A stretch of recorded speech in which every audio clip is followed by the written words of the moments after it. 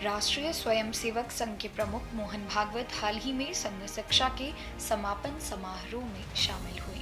कार्यक्रम का आयोजन महाराष्ट्र के नागपुर में किया गया, जहां पर आरएसएस प्रमुख ने कार्यक्रम को संबोधित किया। इस दौरान उन्होंने कहा कि भारत की एकता और अखंडता के लिए हर किसी को प्रयास करना चाहिए। पूरे दुनिया में इस्लाम का आक्रमण हुआ, स्पेन से मंगोलिया तक छा गया। धीरे धीरे कालक्रम में वहां के लोग जागे, उन्होंने आक्रमणकारियों को परास्त किया, तो अपने कार्यक्षेत्र में इस्लाम सिकुड़ गया। सब ने सब बदल दिया।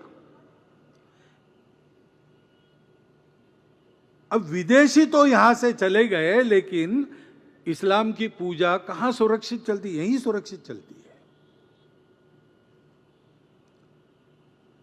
कितने दिन हुए, कितने शतक हुए, ये चल रहा है सहजीवन। इसको न पहचानते हुए और आपस के भेदों को ही बरकरार रखने वाली नीति चलाना, ऐसा करेंगे तो कैसा होगा? किसी ने इसको समझाना चाहिए ना।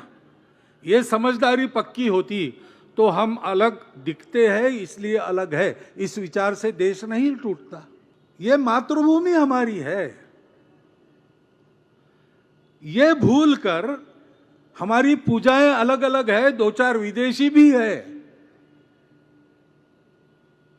फिर भी एक समाज के नाते हम इस देश के हैं। हमारे पूर्वज इस देश के पूर्वज हैं। इस वास्तविकता को क्यों हम स्वीकार नहीं कर पा रहे हैं? हमारी जो विशिष्टता है, विविधता है, वो हमारे अलगाव का कारण बनती नहीं, बाकी दुनिया में बनती है। लेकिन हमारे देश में प्राचीन समय से सबको समन्वय के साथ साथ चलाने वाली संस्कृति विद्यमान है। अपने देश की एकता, अखंडता, एकात्मता को कायम रखना, ये हम सबका प्रयास होना चाहिए। और अगर उसमें कुछ कमी है तो सबने मिलकर ठीक करना चाहिए। केवल दोषारोपण से काम थोड़ी चलने वाला है। लेकिन ऐसा होता हुआ दिखाई देता है। और दूसरी भी बात है कि थोड़ी बहुत हमारे मन में भी बीच के काल में जो भेद आए, जात पात के भेद आए,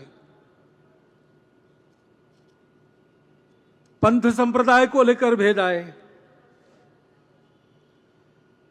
कुछ संप्रदाय बाहर से आए, उनके लाने वाले जो बाहर से थे उनके साथ हमारी लड़ाइयां हुई। लेकिन अब वो बाहर वाले तो चले गए, सब अंदर वाले हैं।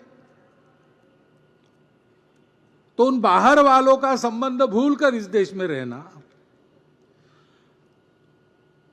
और अभी भी वहां के प्रभाव में यहां जो लोग हैं वो बाहर वाले नहीं, वो अपने ही है, ये समझ के उनके साथ व्यवहार करना।